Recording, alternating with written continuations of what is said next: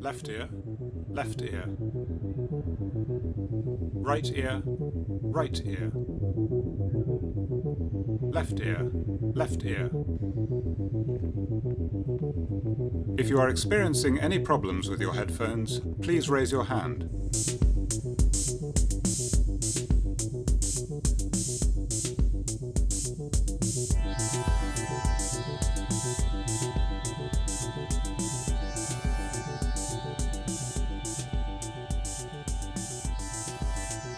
It really needs to be said that Blindness is not the first example of three-dimensional sound being used for drama. It won't be the last. We've not ended this type of sound installation. Binaural microphones have been around for 100 years, but what I do know as well, apart from the fact that we won't be the last and we weren't the first, is I know the experience of watching an artist like Juliet Stevenson get her head around the dramatic potential and possibilities of that microphone. You're watching a great international artist suddenly see the potential of something for the first time and take it in directions that even Max and Ben Ringham, the sound designers who've been using that microphone for years, hadn't thought about. So when the pandemic hit in March, all our work disappeared and we found ourselves with a very open diary. We were contacted by the Donmar to find out our availability, which strangely enough, it was pretty free for this project. And we were contacted at the end of June 2020 with the prospect of it opening at the end of July. So very quickly we started having meetings with Walter, the director. And we started working through the process of what the show would be. I would describe Blindness as an immersive installation meets theatre piece that completely engulfs you into this whole new world, which at the time of it coming out has a lot of parallels to, I guess, what a lot of us were going through also at the time. I hope that what we've achieved is, despite the fact that there is no actor there, that the experience is like a theatrical experience. The actor might not be there in a literal sense, but their three-dimensional presence is very much there. The ministry must be really frightened. They went to the lift. The doctor's wife helped her husband into the ambulance, then lifted up his suitcase and her own and pushed them inside. And then she climbed in beside him. The driver of the ambulance turned around to protest. She stopped him before he could say a word. "You'll have to take me as well," she said. "Just now. Just this minute. I've just gone blind."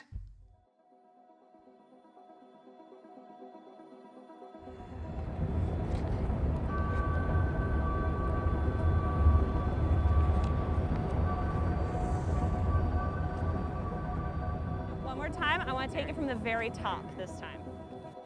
The prompt, I think, the specific prompt for this one was, what happens when you hear one narrative and you see another narrative?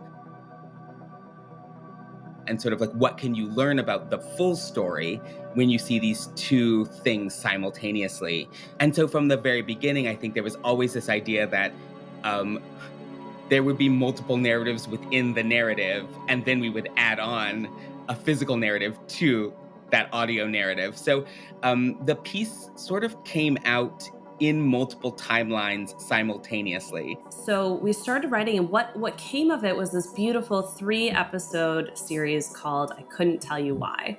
And it will live underneath the umbrella of The Swell and be released as 3 distinct episodes. But in writing it, Harrison knew that we were going to stage a live performance of this audio play, and that we would be employing silent disco technology in order to have the audience come in and have the option of hearing the play, but also have the option of interacting with a live performance that would take the form of a movement-based interpretation.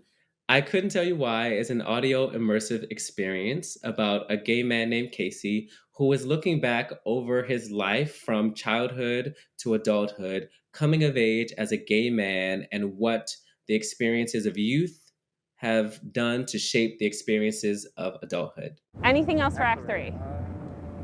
Apple pie, door, I remember, head through. So Kyle, you can take a larger bass. This is when you're holding him back, he's running in place as yes. So you can take a stronger bass, and I really want to see, like, yeah, you're selling the struggle of it, okay? We'll struggle because as he can run, yeah. And Azzy, just always be aware that you're gonna have audience all around you. Great, guys, I think it's looking really, really cool. I want to infuse it with intention now. So, think about your goal for the scene. You are Casey in this scene. You are, what, 16 years old? 15 and a half. 15 and a half. Warehouse production of Blindness. We are so grateful to be one of the first venues chosen to reopen and safely offer you the opportunity to once again gather together after this most challenging year. We appreciate everyone doing their part to keep one another safe and healthy and enjoy the show by following these guidelines. We had the original idea was that we were going to do an adaptation for 300 people. It was going to be balletic and choreographed. We were going to either work with leading international choreographers. We talked to people like Hoffe Schechter and Crystal Pite or the Ballet Rambert. And then we got really interested in the idea of doing community dance and getting like a 200, 300 chorus of non-dancers dancing together. We did a workshop on that version at the National Theatre Studio, and in the company experimenting on this idea of a community dance piece was the actress Juliet Stevenson. And the more we worked with her, the more convinced I was that actually, rather than it being a community piece for group choreography, it was actually a one-person show. So in the space of 3 years, we'd gone from a concept which involved 250 people to a concept that involved one person, who was Juliet Stevenson. And I wrote a version at the end of 2019 for her to perform that as a one-person show. And we were very, very excited about that idea. And then the pandemic happened.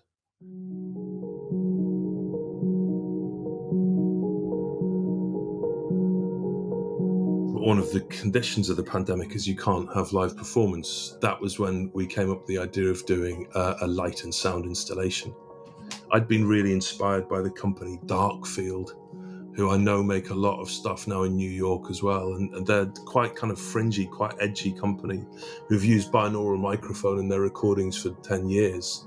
It's an extraordinary three-dimensional sound effect. It's an incredible thing, the binaural microphone. It's like three-dimensional replication of sound in recording, which means if you put headphones on, what you hear is an exact three-dimensional replica of the sound as recorded. The microphone itself looks like a human skull, and it replicates the experience of listening in or around the spaces engendered by the human skull. So we decided that what we would do, inspired by McBurney and Hickson and Abrahami, and especially by Darkfield, was we'd use binaural microphone to create a three-dimensional, completely submersive blackout show.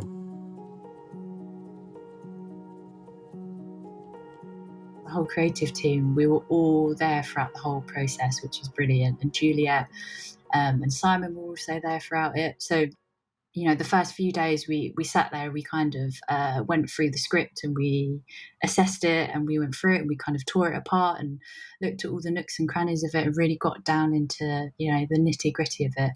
We created those rooms, we created furniture, we blocked out an entire show and rehearsed it as it almost as if it's sort of more akin to filmmaking, I suppose, that we created these big sets and then created these scenes, and in collaboration, all of us together in the room. What we did was we turned a rehearsal room into a recording studio, but for the recording studio to work, it had to replicate the theatre space, so that when you're sitting listening to it, it sounds as though Juliet, the character Juliet is playing, is the same distance to you as you kind of have a vague idea the wall is.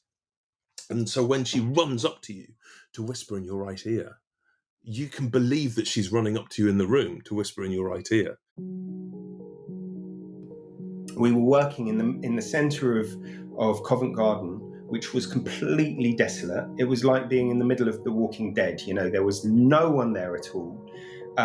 We would go down into the basement of the Donmar's rehearsal space, where they have a rehearsal room that is exactly the same shape and size as the Donmar, bar the fly floor above. And we would walk these empty streets during our breaks and then go down into this basement and then record a story about a pandemic in the middle of a pandemic. And it was, it was genuinely insane at points. And we were also rehearsing over the top of a show that had closed, that was getting to the end of their rehearsal period. We saw all of the posters from the last show and all of their diagrams and their the newspapers from the day that they left the rehearsal room and they completely abandoned it. And so it was already quite daunting. It was quite scary to be in that space of like, it literally just seemed like people which they had just left all of their stuff exactly where it was. And it was all this like detritus around the room from the previous rehearsal that we chose to bring into our rehearsal space and use as much as possible. To come together, to assemble together, to make work, to be creative, to be playful, to know that you're up against the clock as well. You had a week to get this thing done. It was all of the best experiences of making theatre. It was all of the best experiences. I remember the first time I saw it, I remember also being really terrified and being like, have we pushed this too far? Is this just going to scare everyone? But it was also amazing because the feeling that I felt also at the end of it, where you got to with these characters, you know, this journey that you've been on with them. I remember feeling by the end of it being like, oh, I can breathe again. I remember really clearly the first time I watched the show, and I remember sitting opposite someone and just feeling like the water welling up in my eyes, because the connection with the person opposite who I didn't know felt so profound at that point, because especially in July last year, because I just sat there thinking, what have we just been through, and what have we got coming, and then we're sitting in the middle of this story. He heard his wife enter the bedroom. There's something wrong with my sight. I can't see. I suppose I must have been infected by the patient I saw yesterday. What are we going to do? Advise the health authorities, the ministry. That's the first thing to do. If it turns out to be an epidemic, measures must be taken. An epidemic of blindness. There's no such thing. When I approach a play, I actually rarely see the play. I typically hear the play. So in some respects, writing an audio drama is not so different from my process in writing a piece for the stage. I did, on this particular play, write most of it in a dark room. that just the idea that I wouldn't be able to see anything and that the story needed to be able to be conveyed through words. I will say it was also helpful to know that there was going to be a whole sound team and a composer on board to sort of augment and support the sort of dialogue of the piece, the text of the piece. And I do feel like that was reassuring. I really looked at it as a play in itself. For me, I wasn't really considering what it would look like in the end result. I just wanted to tell the story audibly as well as I could. So I knew that Tova would handle blending the two in whatever way, the genius way that she ended up doing it. But I didn't know what that would turn out to be. But I just wanted to tell the story and to, really connect with that language and that character through the storytelling on my own. The recording process for this, we had one rehearsal where we sat around the Zoom room and talked about the play and kind of talked about what we thought was maybe memory versus imagination or imaginary in the text, which was really exciting. And then we invited each of the actors, had one recording session. They had a reader who was on Zoom. They were, they had a mic, and everyone was recorded on the same mic in the same kind of environment with sound blankets surrounding them. I was actually in an actual closet in an apartment that they set up as a voice studio, with all the soundproofing, the microphone, but it was originally a closet in an apartment. But that's how we have to do it these days. And the folks from Refracted were in the other room, which was, I believe, like the living room or something on the other side of the wall. I didn't even get to actually see them in person during that time because we still had to have the social distancing. So I was only interacting with them through video cam as they were directing me, through the piece.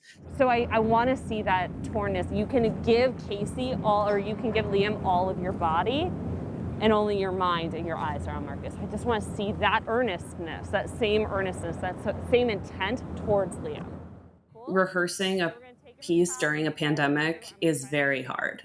We have rehearsed everything outdoors, which means that we're constantly dealing with the elements. It's been challenging as a director, I know, to create an environment in which the actors feel like they are able to fully express themselves. When you have the public looking at you moving strangely in the middle of Central Park, it can feel like, what am I doing? I look stupid.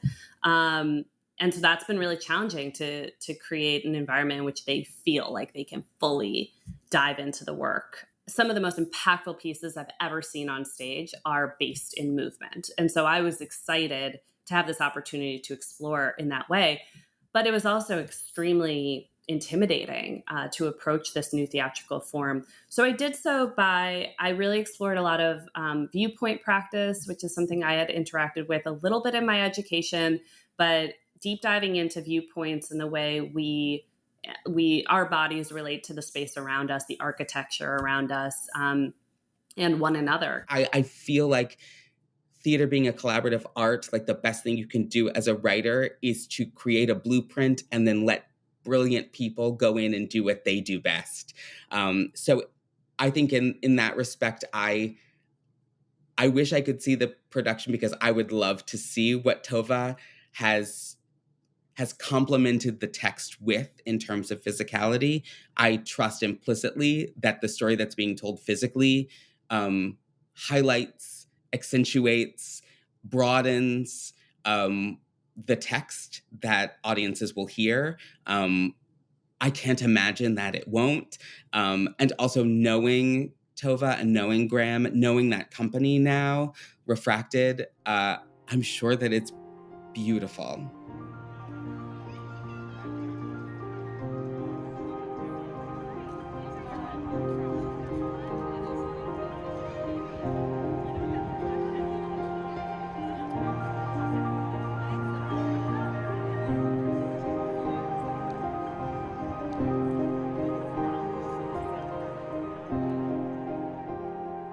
Casey, it's me. Let me in. I considered his request, then turned off the water and unlocked and opened the door.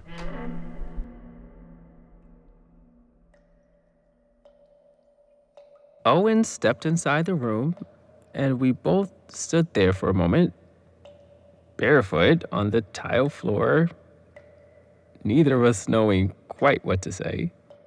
Finally, he broke the silence. Do you mind if I take a piss?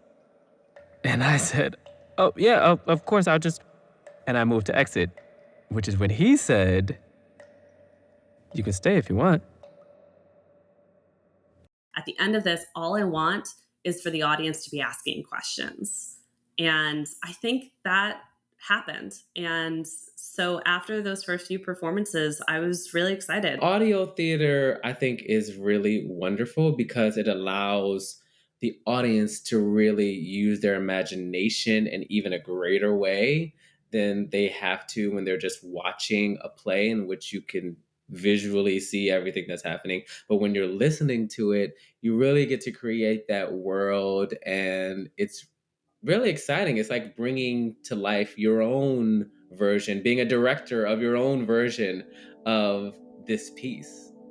Something that I love about the audio, or at least a focus on audio, is that it's really about what you hear.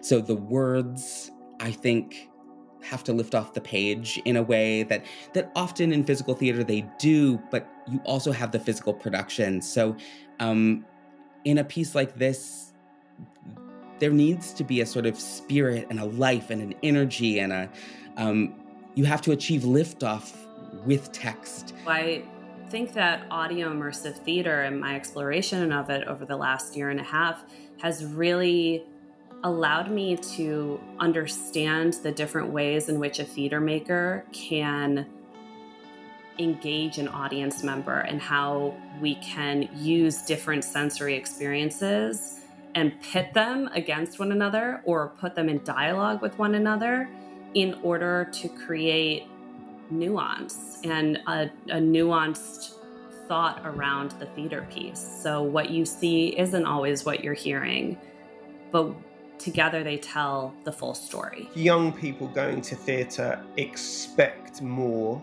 of theatre nowadays. I think they expect it to be able to transport them in ways which it couldn't previously, and offer them experiences which they couldn't. I think I think mainstream theatre, if you want to call it that, is kind of coming of age in learning a lot of the things that have existed in immersive theatre for a long time, and using those techniques and using those experiences to deliver story in the way in which it hasn't previously. There is a big sea change and a much better and greater understanding from a lot of directors of the importance of what sound can achieve, and how you can tell a story with sound, and how sound can really augment the experience in an incredibly positive way. Working on Blindness, it really enabled me to understand, the power of audio and what it can really do to a space, how it can really change your depth perception,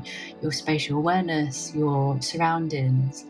And that's what was amazing about it, was then understanding from that technology how you as a lighting designer could then collaborate with that, how you can have that conversation between each other.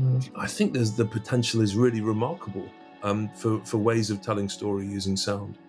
And it won't be that it disappears when the pandemic ends. Rather, it's synthesized more fully with more conventional theatrical technologies and techniques.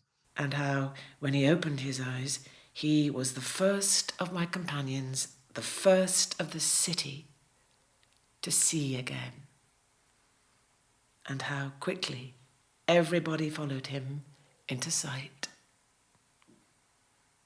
Because that did happen. It did.